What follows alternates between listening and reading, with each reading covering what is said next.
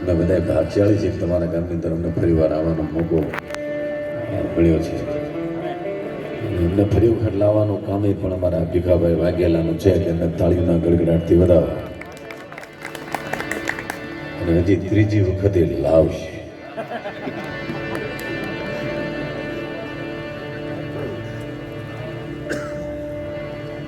અહીં માં ભગવતી દેહુરી માં બિરાજતા હોય.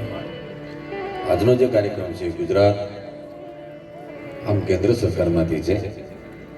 મોદી સાહેબે આપણે 75માં આઝાદી કા અમૃત મહોત્સવ અંતર્ગત એ ઉજવણી માટે થઈને સરકારે આ આયોજન કર્યું છે. એટલે ગામડે ગામડે અમુક જિલ્લાના અમુક ગામો ફાળવેલા છે.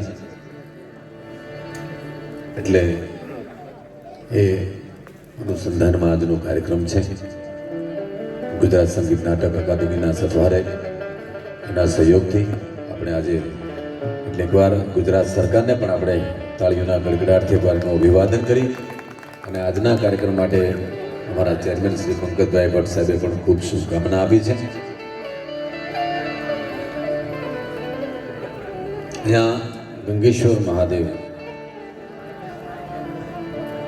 જ્યાં બિરાજતા હોય, નામ પણ બહુ સુંદર આપ્યું છે ગામે ગંગેશ્વર મહાદેવ. તો ગંગાની સાથે જે ગંગાની માથે છે એ ગંગાની સાથે લઈને ભગવાન ભોળોનાથ સરવામાં બેઠો હોય